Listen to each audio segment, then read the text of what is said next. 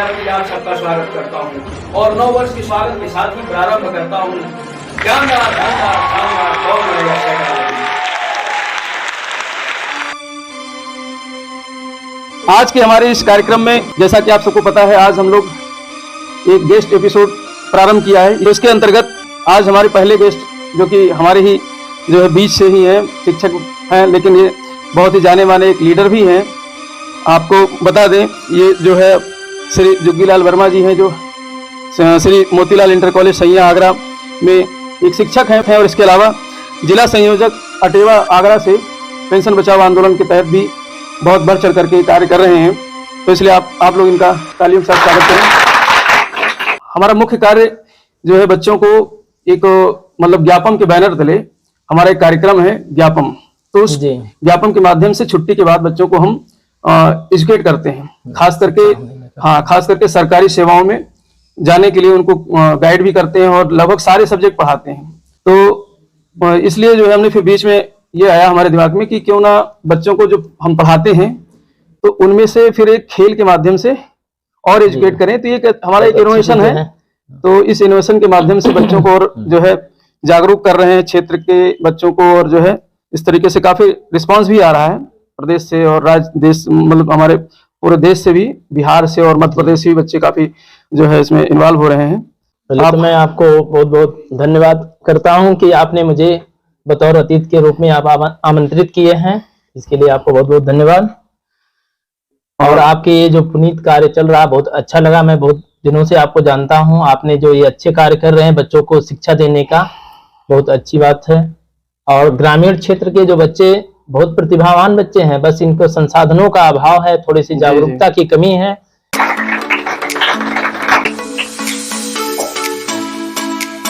तो आज हमारा कार्यक्रम जो है, खेल तो एक बहाना है सर, बस बच्चों को कुछ आपसे प्राप्त होगा ज्ञान, और इसके अलावा हम लोग चर्चा करेंगे जो है आपकी मुहिम पर थोड़ा बहुत। जी सर।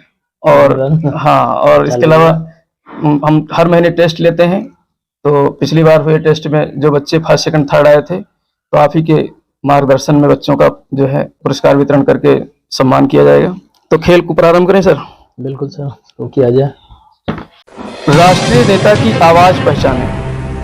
कंप्यूटर महाराज आपको एक आवाज सुनाएंगे। पंजाब की रिपोर्ट, जो हमारी नहीं मीडिया की रिपोर्ट निकल के आई है, एक एक विधायक को 2 लाख, 2.5 लाख, 3 लाख, और यहाँ तक भूतपूर्व मुख्यमंत्री बादल साहब को 5.5 लाख रुपए पेंशन मिल रही है। वो संकट हमको मिले तो संकट है, आप लो तो वो एक गाना नहीं, वो लोग किसी ने कहा कि मैं करूं तो, वो बहुत बढ़िया गाना चला था ना, रासलीला, और तुम करो तो जो है करेक्टर ढीला। ये ऐसे नहीं होता है। ये आप माने कि ये बिल्कुल एक झूठी बात है, बिल्कुल झूठी बात है। ऑप्शन रखा जाए सर जी। Option A Rakesh Tikait, option B Anna Hazare, option C Vijay Kumar Bandhu, option D Kanhaiya Kumar. Option C Vijay Kumar Bandhu. Option C Vijay Kumar बंधु को लॉक कर दिया जाए। विजय कुमार बंधु बिल्कुल सही जवाब। आपने सर इस खेल का पहला पड़ाव पार कर लिया है, और हालांकि पैसा क्या जो है, लेकिन विजय कुमार बंधु जी, जैसा कि थोड़ा सा हम चाहेंगे कि आप प्रकाश डालें इनके ऊपर, थोड़ा सा क्या है कार्यक्रम, कैसे चल रहा है। विजय कुमार बंधु एक किसान परिवार के बेटे हैं, जो लखनऊ में रस्तोगी इंटर कॉलेज है उसमें विज्ञान के शिक्षक हैं। और कर्मचारियों के, देश भर के कर्मचारी जो पेंशन विहीन है, 1 जनवरी 2004 से केंद्र सरकार की नौकरियों में, 1 अप्रैल 2005 से जो उत्तर प्रदेश सरकार की नौकरियों में आए हुए हैं, उनकी पुरानी पेंशन बहाली की लड़ाई लड़ रहे हैं। और आज उनके आंदोलनों से, संघर्ष से, उनके जो सकारात्मक आंदोलन चल रहा है, उसके फलस्वरूप आज हम भारत में 5 राज्यों में पुरानी पेंशन व्यवस्था बहाल करा चुके हैं। और ये एक ऐसे नेता हैं जो एक मूवमेंट लेकर चल रहे हैं। जैसे आपने शुरुआती दौर में सुना था कि अन्ना हजारे जी के द्वारा एक आंदोलन चलाया जा रहा, उसी तरह से एक जन आंदोलन चलाया जा रहा है कि कर्मचारियों की पुरानी पेंशन व्यवस्था बहाल की जाए। तो ये संगठन है अटेवा, all teacher employees welfare association, सभी शिक्षक कर्मचारियों का संगठन है, जो 1 जनवरी 2005 से सेवा में आए हैं, उनकी पुरानी पेंशन बहाली की लड़ाई लड़ रहे हैं। और एक दूसरा संगठन है जो पूरे भारत पे चल रहा है, NMOPS, national movement for old बिल्कुल, हम पेंशन यही स्कीम। पूछने वाले थे कि हाँ। दोनों में क्या अंतर है, लेकिन हाँ। आपने बिल्कुल पहले ही जो है NMOPS, national movement for old pension scheme, जी, जी। ये पूरे भारत में चल रहा है। इसके ये राष्ट्रीय अध्यक्ष हैं और अटेवा के प्रदेश अध्यक्ष हैं। जी जी तो राष्ट्रीय अध्यक्ष जी के नेतृत्व में पूरे भारत में ये आंदोलन चल रहा है और सरकार को आगाह किया जा रहा है कि भाई कर्मचारियों की जो पुरानी पेंशन व्यवस्था है उसे लागू किया जाए, क्योंकि पुरानी पेंशन से जी जी सिर्फ कर्मचारियों का हित नहीं है, हाँ, सरकार का भी हित है, जी जी क्योंकि 10% हमारा जी और सरकार का पहले 10% हाँ, था, अब 14% 14%। जी 14% सरकार का अंशदान और 10% कर्मचारियों का, 24% एक थर्ड कंपनी PFRDA जी। को दिया जा रहा है।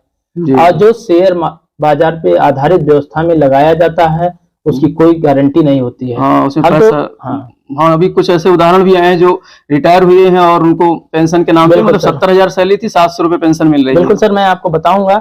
मैं ये कहता हूँ, सरकार जैसे कहती है कि हमारा बजट नहीं है, हम घाटे में हैं, जी जी तो हम ये कहते हैं आप पुरानी पेंशन व्यवस्था बहाल कीजिए।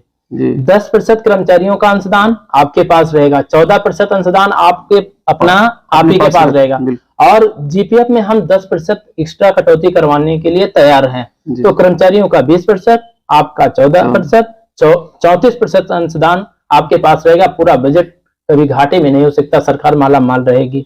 जी लेकिन पता नहीं सरकार को कैसे अब ये हाँ, कुछ अर्थशास्त्री भी इस पे कयास लगाते हैं। मेरी समझ में बात नहीं आती है कि मतलब देखिए, हम मतलब हमारे हिंदुस्तान में अब तो मतलब 2011 के बाद अभी जनगणना नहीं हो पाई है, लेकिन अगर इसमें देखा जाए तो मतलब 1 अरब 30 करोड़ के आसपास आबादी होगी हिंदुस्तान की, और ज्यादा ही होगी। ज्यादा ही और उसमें मात्र 2-2.5% केंद्र की बात करें तो कर्मचारी जो है कार्यरत हैं, और इसके अलावा 2-2.5% के बीच में हर परिवार से 1-2 परिवार, मतलब ऐसे मतलब गैप मान लो, हर तीसरा परिवार जो है कोई ना कोई उनके घर से कर्मचारी है, बिल्कुल तो पूरा परिवार उनसे चलता है पेंशन से।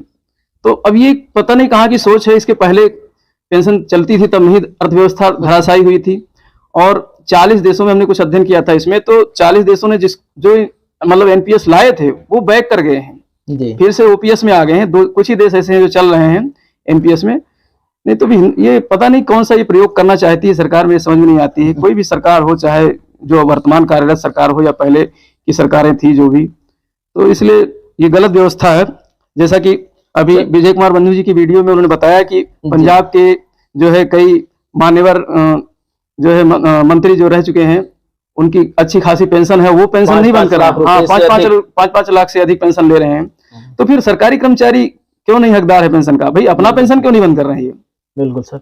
सर मैं आपके जैसे कुछ अर्थशास्त्रियों ने बताया कि ये घाटे का सौदा है। बिल्कुल। तो मैं ये कैसे अर्थशास्त्री है, मुझे तो इनकी डिग्री पे ही शक हो रहा है। जी जी क्योंकि इन्होंने जो कैलकुलेशन किए हैं ये सरासर या तो किसी के दबाव में किए हैं, हमें ये नहीं लगता कि इन्होंने स्वतंत्र रूप से ऐसा विश्लेषण किए हैं, क्योंकि एक अर्थशास्त्री के द्वारा ऐसा विश्लेषण नहीं आ सकता है जी। क्योंकि ये तो फायदे का सौदा है पुरानी पेंशन व्यवस्था, लेकिन सरकार को पता नहीं क्यों नहीं ऐसे लग रहा है। और सर NPS जो लाया गया ये निजीकरण का पहला केस है। जी जी निजीकरण के जब हम कहते हैं कि निजीकरण का आज का दौर, आज से नहीं सर, ये पहले से शुरुआत हो गया था।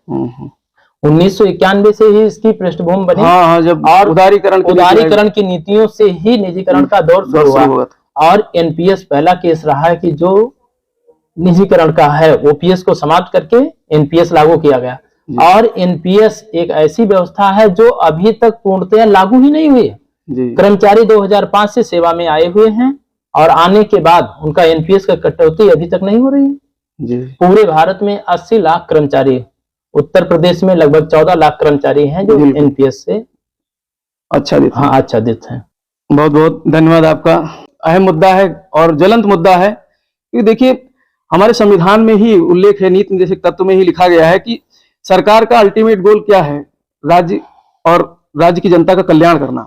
और जब ऐसी स्थिति में जब व्यक्ति 60 साल के ऊपर हो जाता है, जब उसको कल्याणकारी योजनाओं की जरूरत होती है, और उस समय अब चूंकि भारत भी हमारा नकल करता जा रहा है विदेशी कल्चर का, तो हमारे यहाँ भी बुजुर्ग जो होते हैं वो मतलब कहना नहीं चाहिए, लेकिन हमारे बच्चों द्वारा लतिया दिए जाते हैं, देसी भाषा में कहेंगे।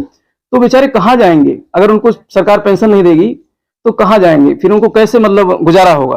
तो इसलिए मैं तो अपने इस चैनल के माध्यम से सरकार को या जो भी ओपीएस बहाल कर सकते हैं, उनको तो यही कहना चाहेंगे कि इस पर विचार करें, एक कमेटी बनाएं और विधिवत विचार करना चाहिए और ओपीएस को पुनः लागू किया जाना चाहिए। क्योंकि देखिए अगर हमारे पास यानी बुजुर्ग होने के बाद में अगर पैसे नहीं होंगे, 4 पैसे नहीं होंगे, तो समाज में कोई नहीं पूछेगा और जो हमारा जो हम कोशिश कर रहे हैं कि ज्यादा जीवन प्रत्याशा बढ़े, वो नहीं बढ़ सकती है बगैर पैसे के। पैसा नहीं होगा तो फिर संसाधन नहीं होंगे, तो इसलिए जरूरी है।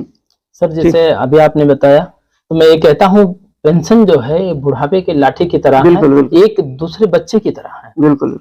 और जो बच्चा हो सकता है वो ना खाना दे, हाँ, ना पैसा ना दे, रोटी ना दे, कुछ भी ना करे, लेकिन पेंशन एक ऐसा है कि 1 तारीख को आपके खाते में वो पैसा आ जाता है, जिससे वो स्वाभिमान से जी सकता है।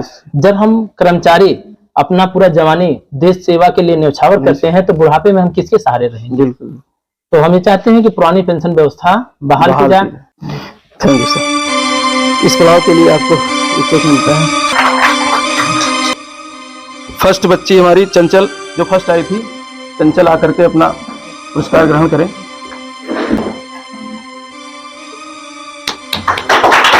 इसी कड़ी में दूसरी बच्ची सेकंड पोजीशन वाली निशा, कोशिश करता हूँ इनकी जो है जोड़ी तोड़ने की, लेकिन उज्जवल भविष्य की कामना करते हैं। और तीसरी है पल्लवी त्यागी।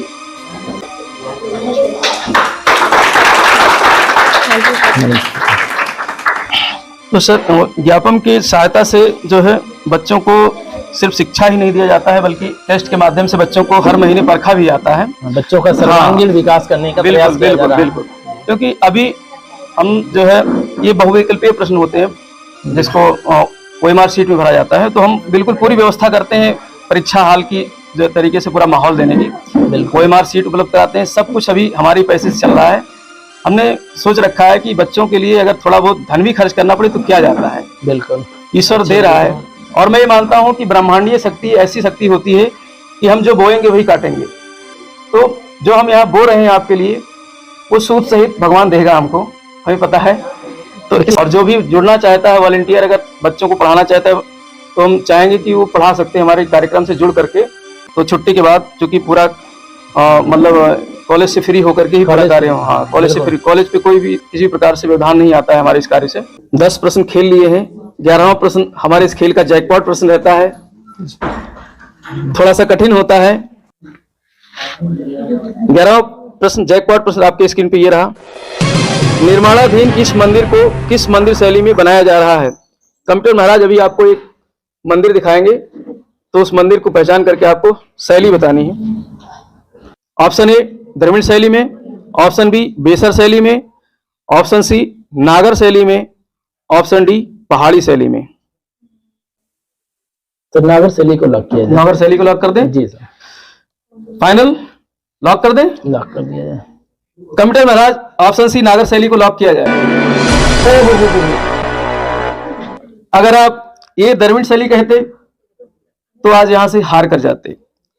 बी बिल्कुल गलत होता, डी पहाड़ी शैली तो एकदम नहीं होता, सी नागर शैली बिल्कुल सही जवाब। हमारे इस खेल के दूसरे ऐसे खिलाड़ी हैं जिन्होंने जैकपॉट प्रश्न जीता है, तालियां बजाकर आप लोगों का स्वागत कीजिए। जैकपॉट प्रश्न जीतने वाले दूसरे खिलाड़ी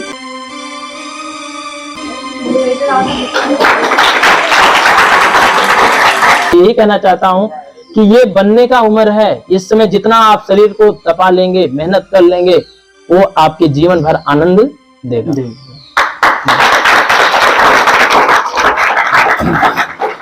थैंक यू सर। और ये चीज और है, देखिए मैं 500 रुपये यहाँ से जीता हूँ, मैं ये 500 रुपये सर को समर्पित करता हूँ आप सबकी शिक्षा के लिए। और साथ में एक 500 रुपये और। अरे नहीं सर, नहीं, ये 500 रुपये मैं अपनी तरफ से इस कार्यक्रम की सफलता के लिए देता हूँ।